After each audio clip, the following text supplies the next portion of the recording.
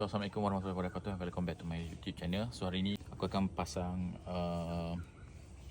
benda ni dekat aku punya Alphard. Okay, so basically dia akan control the ambient light kat sini. So kalau kau perasan, kalau kau start kereta, dia akan nyala sekejap, lepas tu dia akan turn off. So bila kau nak on waktu malam especially, kau kena apa tu, tekan button ni. Okay, so every time kau start kereta, kalau kau nak turn on, kena manually turn on kat sini. So agak leceh. Okay, so dengan pasang relay ni, so dia akan automatic buka.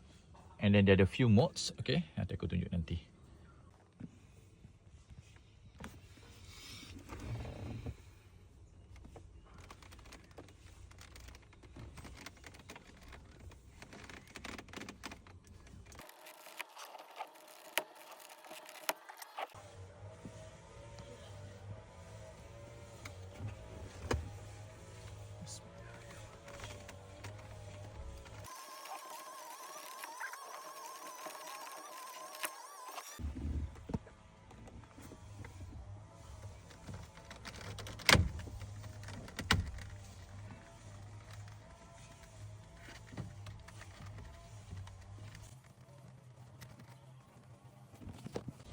Okay, so macam ni.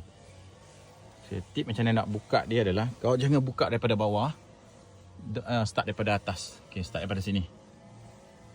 Okay, kau start daripada atas, buka yang atas ni, dan insyaAllah boleh buka daripada bawah. Okay, so nak kena disconnect benda ni. Ni adalah dia punya relay. Okay,